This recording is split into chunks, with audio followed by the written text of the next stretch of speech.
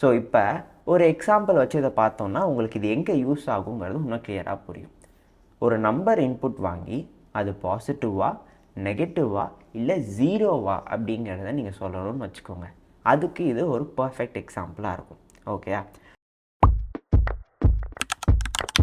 So இப்போ first நான் நம் இஸ் ஈக்குவல்ட்டுன்னு சொல்லிட்டு சும்மா ஒரு நம்பரை இன்புட் வாங்கிக்கிறேன். ஓகே, ஸோ இன்டீஜருங்கிறது நான் இன்ட் ஆஃப் இன்புட் ஆஃப் அப்படின்னு சொல்கிறேன். என்டர் நம் அப்படின்னு சொல்லிட்டு நான் யூசருக்கு ஒரு பிரிண்ட் ஸ்டேட்மெண்ட் மாதிரி இங்கே கொடுத்துட்டேன்.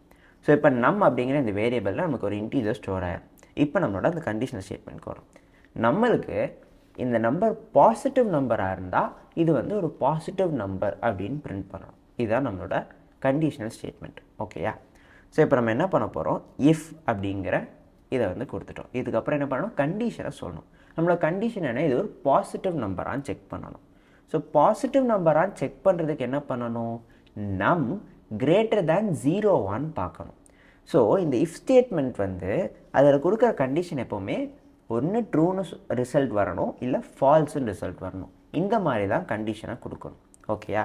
ஸோ இப்போ இந்த இடத்துல நம் கிரேட்டர் தேன் 0வா அப்படின்னு சொல்கிறோம். ஸோ இது வந்து ஒரு ரிலேஷ்னல் ஆப்ரேட்டர். ஸோ இந்த கிரேட்டர் தேன் ரிலேஷனல் ஆப்ரேட்டர் இதை கம்பேர் பண்ணி நம்மளுக்கு ட்ரூ ஆர் ஃபால்ஸ் தான் ரிட்டர்ன் பண்ணும். ஒரு பூலியன் தான் ரிட்டர்ன் பண்ணணும் நமக்கு தெரியும். அதுதான் அவுட்புட்டாக தரும் இல்லையா? ஸோ அதனால இந்த கேஸில் கரெக்டான அவுட்புட் நம்மளுக்கு வரும். பட் இதே இது நீங்கள் இங்கே போயிட்டு நான் வந்து நம் இஸ் ஈக்குவல் டு 0 இப்படின்னு ஒரு அசைன்மெண்ட் ஸ்டேட்மெண்ட் மாதிரி கொடுக்கக்கூடாது. ஏன்னா நம் ஈக்குவல் டு 0ங்கிறதுல உங்களுக்கு ட்ரூ ஆர் ஃபால்ஸ் மாதிரி எந்த அவுட்புட்டும் கிடைக்கல. சும்மா ஒரு வேல்யூ அசைன் பண்ணுறோம் இல்லையா? ஸோ அதனால இந்த மாதிரி கண்டிஷனல் ஸ்டேட்மெண்ட் நம்ம கொடுக்க முடியாது. ஓகே, ஸோ நம்மளோட கண்டிஷன் இதர் ட்ரூ அப்படிங்கிறது ஆன்சராக எவாலுவேட் ஆகி வரணும், இல்லை ஃபால்ஸ் அப்படிங்கிறது ஆன்சராக எவாலுவேட் ஆகி வரணும். இது ரெண்டில் ஏதாவது ஒன்று வரணும். ஓகேயா? ஸோ இப்போ நம் கிரேட்டர் தேன் 0ன்னு போடுறோம். கடைசியில் என்ன வைக்கணும்னு சொன்னேன், ஒரு கோலன் வைக்கணும்னு சொன்னேன். ஸோ பிரிண்ட் அப்படின்னு சொல்லிட்டு கோட்ஸ்குள்ளே நான் பாசிட்டிவ் நம்பர் அப்படின்னு சொல்கிறேன். ஓகே, ஸோ இப்போ பாசிட்டிவ் நம்பருங்கிறது வந்துடுச்சு. இப்போ நம்மளுக்கு என்ன நடக்கும், இந்த கண்டிஷன் வந்து செக் பண்ணும். இது நம் கிரேட்டர் தேன் 0வா? ஆமாம் அப்படின்னா இந்த ஸ்டேட்மெண்ட்டை எக்ஸிக்யூட் பண்ணு அப்படின்னு அர்த்தம். ஓகேயா? ஸோ இப்போ இது நம் கிரேட்டர் தேன் 0 இல்லைன்னு வச்சுக்கோங்க, அப்போ இது ரன் பண்ணாது. ஸோ அதான் இந்த கண்டிஷனல் ஸ்டேட்மெண்ட்ங்கிறது. ஸோ இப்போ இதை ஃபர்ஸ்ட் நம்ம ரன் பண்ணணும். ஓகேயா? ஸோ இப்போ இதை ரன் பண்ணிட்டு நம்மளுக்கு இன்புட் கேட்குது. நான் வந்து இங்கே 5 அப்படின்னு கொடுக்குறேன். அப்போ பாசிட்டிவ் நம்பருங்கிறது எனக்கு பிரிண்ட் ஆகுது. ஸோ இப்போ இதே இது நான் திரும்ப ரன் பண்ணி நான் வந்து இங்கே -5 அப்படின்னு கொடுக்குறேன். இப்போ பார்த்தீங்களா அவுட்புட்டே வரலை. ஸோ கண்டிஷன் ட்ரூவாக இருந்தால் மட்டும் இதை ரன் பண்ணும், ஃபால்ஸாக இருந்தால் அவ்வளோதான், நம்ம எதுவும் பண்ண சொல்லலை. ஸோ அதை அப்படியே விட்டுருது. ஓகேயா? ஸோ இப்படி தான் வந்து நம்மளோட கண்டிஷனல் ஸ்டேட்மெண்ட்ஸ் ஒர்க் ஆகும். ஓகேயா? ஸோ இந்த இதில் ஒரு லைன் தான் கொடுக்கணுமா அப்படின்னு கேட்டிங்கன்னா அப்படி அவசியம் இல்லை. ஸோ இந்த இடத்துல பாசிட்டிவ் நம்பர் அப்படின்னு சொல்லிவிட்டு இதோடய சேர்த்து அந்த நம்பரையும் நம்ம பிரிண்ட் பண்ணலாம். ஓகேயா? ஸோ ஃபார் எக்ஸாம்பிள் நம் அப்படின்னு சொல்லிவிட்டு அதை கோச்சுக்குள்ளே இஸ் அ பாசிட்டிவ் நம்பர் அப்படின்னு சொல்லிட்டு நான் இங்கே பிரிண்ட் பண்ணுறேன். ஸோ இப்போ சேவ் பண்ணிட்டு இதை ரன் பண்ணோம் அப்படின்னா இன்புட் கேட்குது. நான் 5 அப்படின்னு சொல்கிறேன். பாசிட்டிவ் நம்பருங்கிற இது முதல்ல பிரிண்ட் ஆகுது. அதுக்கப்புறம் பிரிண்ட் நம் அப்படின்னு சொல்லிட்டு நம் இஸ் அ பாசிட்டிவ் நம்பர்னு சொல்லுவேன். ஸோ 5 இஸ் அ பாசிட்டிவ் நம்பருங்கிறதும் எனக்கு பிரிண்ட் ஆகுது. இப்போ இங்கே பார்த்தீங்களா இங்கேயும் வந்து 4 ஸ்பேஸ் இருக்குது. ஸோ இந்த 4 ஸ்பேஸ் வந்து எதுக்கு அப்படின்னா இந்த ஸ்பேஸ் வச்சு வர எல்லா லைன்ஸும் இந்த இஃப்க்கு உள்ளே இருக்கிறது.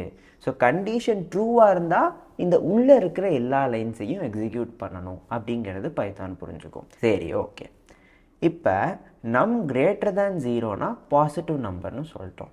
இதே இது நம் கிரேட்டர் தேன் 0 இல்லைன்னா அப்போ அது நெகட்டிவ் நம்பராக இருக்கலாம் இல்லையா? ஸோ அப்போ இந்த கண்டிஷன் ட்ரூவாக இருந்தால் இதை பண்ணுன்னு சொல்லிட்டீங்க. இதே இது ஃபால்ஸாக இருந்தால் என்ன பண்ணணும் அதை சொல்லவே இல்லை இல்லையா?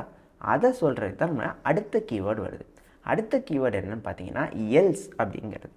ஸோ ELSE அப்படின்னு போட்டு திரும்பியும் கோலன் வைக்கிறோம். எதுக்கு கோலன் வைக்கிறோம்? கோலன் வச்சு நம்ம என்ட்ரு அடித்தோன்னா இண்டென்டேஷன் வருது.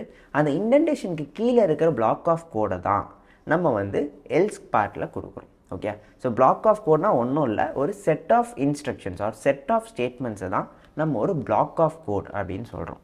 ஓகேயா? ஸோ இப்போ இந்த எல்ஸில் நான் பிரிண்ட் அப்படின்னு கொடுத்து நெகட்டிவ் நம்பர் அப்படின்னு சொல்கிறேன். ஸோ அப்போ இதுக்கு என்ன அர்த்தம்? ட்ரூவாக இருந்துச்சு, இந்த நம் கிரேட்டர் தேன் 0 இருந்துச்சுன்னா இந்த ரெண்டு லைனை எக்ஸிக்யூட் பண்ணு, எல்ஸ் இல்லாட்டி இந்த லைனை எக்ஸிக்யூட் பண்ணு. ட்ரூவாக இருந்தால் இதை எக்ஸிக்யூட் பண்ணு, ஃபால்ஸாக இருந்தால் இதை எக்ஸிக்யூட் பண்ணு. அந்த ஃபால்ஸாக இருந்தால் இதை எக்ஸிக்யூட் பண்ணுன்னு சொல்கிறது தான் இந்த எல்ஸ் பிளாக். ஓகேயா? ஸோ இதுதான் நம்மளோட ப்ரோக்ராம். இப்போ இதை ரன் பண்ணி பார்ப்போம். நான் வந்து 5ன்னு கொடுத்தா எனக்கு அது பிரிண்ட் ஆகுது. இதே இது நான் ரீரன் பண்ணி -4ன்னு கொடுத்தா நெகட்டிவ் நம்பருங்கிற அந்த எல்ஸ் பிளாக் வந்து எனக்கு பிரிண்ட் ஆகிருக்கு. ஓகே? ஸோ பாசிட்டிவ் நம்பர், அதாவது கண்டிஷன் ட்ரூனா இதை பண்ணு, கண்டிஷன் ஃபால்ஸ்னால் இதை பண்ணு. இதான் if and else. So conditional ஸ்டேட்மெண்ட்ஸோட ஸ்டார்டிங் இது தான். இப்போ நம்மளுக்கு பாசிட்டிவ் நம்பர்னால் இதை பிரிண்ட் பண்ணணும், நெகட்டிவ் நம்பர்னால் ஆக்சுவலி -1 -2 -3 இதான் நெகட்டிவ் நம்பர். ஆனால் இப்போ பாருங்களேன், நான் இங்கே 0ன்னு கொடுத்து என்டர் கொடுக்குறேன், அப்பையும் நெகட்டிவ் நம்பர்னு சொல்லுது. ஏன்? 0 கிரேட்டர் தேன் 0வா? இல்லை, தப்பு. அப்போ கண்டிஷன் ஃபால்ஸ். கண்டிஷன் ஃபால்ஸ்னால் என்ன பண்ண சொல்லியிருக்கோம்? நெகட்டிவ் நம்பர்னால் பிரிண்ட் பண்ணுன்னு சொல்லிட்டோம். ஆனால் 0 நெகட்டிவ் நம்பர் கிடையாது. அப்போ நம்ம என்ன பண்ணணும்? இதை நெகட்டிவ் நம்பர்னு சொல்கிறதுக்கு முன்னாடி அது 0வான்னு முதல்ல செக் பண்ணணும். ஸோ இந்த இடத்துல 2 கண்டிஷன் செக் பண்ண வேண்டியது இருக்குது. முதல்ல நம் கிரேட்டர் தேன் 0னா பாசிட்டிவ்னு சொல்லிடும். ஆனால் நம் ஈக்குவல் டு 0னா அப்போ அது 0, அது நெகட்டிவ் நம்பர் கிடையாது. ஏன்னா 0 இஸ் நெய்தர் பாசிட்டிவ் நார் நெகட்டிவ், இல்லையா? ஸோ அப்போ இன்னொரு கண்டிஷனையும் செக் பண்ணணும். அப்படின்னு வர்றப்ப தான் நம்ம இன்னொரு கீவேர்டை இன்ட்ரடியூஸ் பண்ணுறோம். அந்த கீவேர்டுக்கு பேர் வந்து எல்ஸ் இஃப். அப்படி சேர்த்தோன்னா எல்இஃப் அப்படிங்கிறதா. மற்ற ப்ரோக்ராமிங் லாங்குவேஜஸில் இதை வந்து எல்ஸ் இஃப் அப்படின்னு போடுவாங்க. நம்மளுக்கு பைத்தானில் அது ரெண்டையும் அப்படியே கம்பைன் பண்ணி எல்இஃப் அப்படின்னு ஷார்ட் ஆக்கிட்டாங்க. ஸோ அந்த எல்இஃப் அப்படின்னா என்ன? எல்ஸ்லேருந்து ஒரு பார்ட் எடுத்துக்கிறோம். என்ன? ஃபால்ஸ் ஆச்சுன்னா இங்கே வாங்குறது. ஸோ நம் கிரேட்டர் தேன் 0ங்கிற அந்த கண்டிஷன் ஃபால்ஸ் ஆச்சுன்னா இங்கே வரணும். ஆனால் இங்கே என்ன பண்ணுறோம்? சும்மா இப்படி ஃபால்ஸ்னால் இதை எக்ஸிக்யூட் பண்ணுன்னு இல்லை, இங்கேயும் ஒரு கண்டிஷனை சாட்டிஸ்ஃபை பண்ணதான் செக் பண்ணுறோம். ஸோ அதனால் அந்த இஃப் அப்படிங்கிறது. ஓகே? ஸோ இங்கே என்ன செக் பண்ணுறோம்? நான் ப்ராக்கெட் போடலான்னு சொன்னால, வேணும்னா நீங்கள் போட்டுக்கலாம். ஸோ மற்ற ப்ரோக்ராம் லாங்குவேஜில் கண்டிப்பாக போடணுங்கிறனால உங்களுக்கு இது குட் ப்ராக்டிஸாக இருக்கும், நீங்கள் போட்டு பழகினீங்கன்னா. ஓகேயா? ஸோ இப்போ இந்த இதில் என்ன பண்ணுறோம்? நம் வந்து 0வான்னு செக் பண்ணுறோம். ஸோ ஈக்குவல் டு 0வான்னு சொல்கிறோம். பண்ணி முடிச்சுட்டு எப்பவும் போல் அந்த கோலன் வைக்கிறோம். என்டர் அடிச்சிங்கன்னா தானாகவே இண்டென்டேஷன் வரும். இண்டென்டேஷனாக அந்த 4 ஸ்பேசஸ். இதில் என்ன பண்ணணும்? பிரிண்ட் அப்படின்னு போட்டு 0 அப்படின்னு பிரிண்ட் பண்ணிக்கலாம். ஓகே?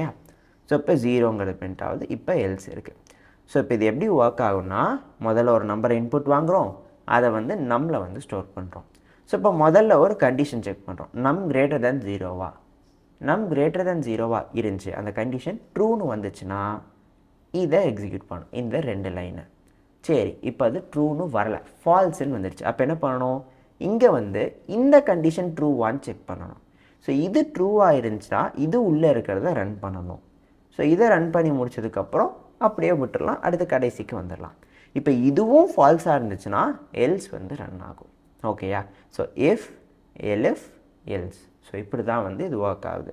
ஓகே? ஸோ இப்போ இதை ஃபர்ஸ்ட் நம்ம ரன் பண்ணி பார்க்கலாம். ஸோ இப்போ நம்மளால் 5ன்னு கொடுத்தா பாசிட்டிவ் நம்பர்னு வந்துடுது.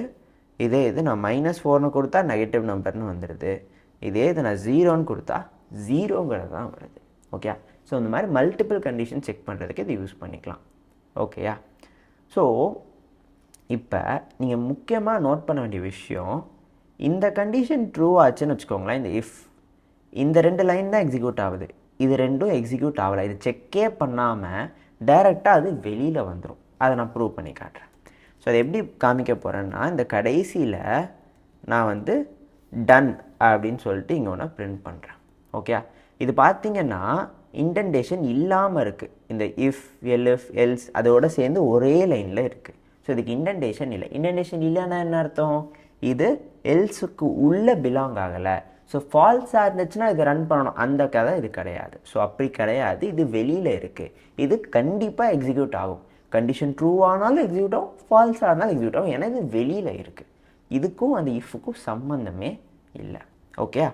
ஸோ இப்போ நான் இதை ரன் பண்ணேன்னா எனக்கு இங்கே ஒரு பாசிட்டிவ் நம்பர் இன்புட் கொடுத்தா பாசிட்டிவ் நம்பர் பிரிண்ட் ஆகுது, நம்ம பாசிட்டிவ் நம்பருங்கிற இதுவும் பிரிண்ட் ஆகுது.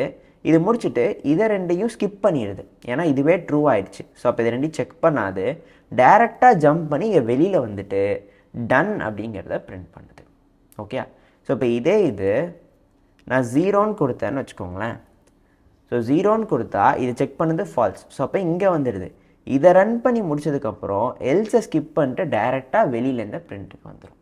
ஓகேயா, ஏன்னா இதுக்கு இன்டென்டேஷன் இல்லை. ஸோ இப்படி தான் இந்த கண்டிஷ்னல் ஸ்டேட்மெண்ட்ஸ் ஒர்க் ஆகுது. ஸோ இந்த மாதிரி ஒரு பார்ட் ஆஃப் கோடில் இருந்து நம்ம அப்படியே டைரெக்டாக ஸ்கிப் பண்ணி வெளியில் வரோம் இல்லையா, இதுக்கு பேர் தான் கண்ட்ரோல் ஃப்ளோ அப்படின்னு சொல்லுவாங்க. ஸோ நம்ம ப்ரோக்ராமோட கண்ட்ரோல் முதல்ல இங்கே இருக்குது, அடுத்து இதை எக்ஸிக்யூட் பண்ணுது, இது ட்ரூவாக இருந்தால் இதை ரெண்டையும் பண்ணுது. அப்படி பண்ணி முடிச்சதுக்கப்புறம் டைரெக்டாக ஸ்கிப் பண்ணிவிட்டு கண்ட்ரோல் ஆஃப் த ப்ரோக்ராம் இங்கே வந்துடுது. ஸோ இப்படி தான் நடக்கிறது. இந்த ஃப்ளோவை தான் நம்ம கண்ட்ரோல் ஃப்ளோ அப்படின்னு சொல்கிறோம். ஓகே, ஸோ கண்ட்ரோல் ஃப்ளோனா ஒன்றும் இல்லை, நம்ம ப்ரோக்ராம் எந்த ஆர்டரில் எக்ஸிக்யூட் ஆகுதுங்கிற அந்த ஃப்ளோவை சொல்கிறது தான் நம்ம கண்ட்ரோல் ஃப்ளோ அப்படின்னு சொல்கிறோம். ஓகேயா, ஸோ இப்போ கண்டிஷ்னல் ஸ்டேட்மெண்ட்ஸோட பேசிக்ஸ் உங்களுக்கு புரிஞ்சிருக்கும்னு நினைக்கிறேன். If, elif and else. So இந்த 3 ஸ்டேட்மெண்ட்ஸும் எப்போ யூஸ் பண்ணணுங்கிறது உங்களுக்கு புரிஞ்சிருக்கும் அப்படின்னு நினைக்கிறேன். ஸோ இப்போ கிடைச்ச இந்த அண்டர்ஸ்டாண்டிங்கை வச்சு நீங்கள் இந்த குவிஸை சால்வ் பண்ணி பாருங்கள். ஸோ இப்போ இந்த குவிஸில் பார்த்தீங்கன்னா ஃபர்ஸ்ட் x = 5, y = 10 சொல்லிட்டு 2 இன்டீஜர்ஸ் நம்ம டிக்ளேர் பண்ணியிருக்கோம். அண்ட் இஃப் ஸ்டேட்மெண்ட்டில் இஃப் x > y largest = xன்னு சொல்லியிருக்கேன். else largest = yன்னு சொல்லிட்டேன். print the largest number is அப்படின்னு சொல்லிட்டு அந்த வேல்யூவை பிரிண்ட் பண்ணுறேன். ஸோ இப்போ என்ன அவுட்புட் வரும் அப்படின்னு சொல்லிட்டு நீங்கள் நினைக்கிறீங்க, அதை இப்போ கெஸ் பண்ணி சொல்லுங்கள்.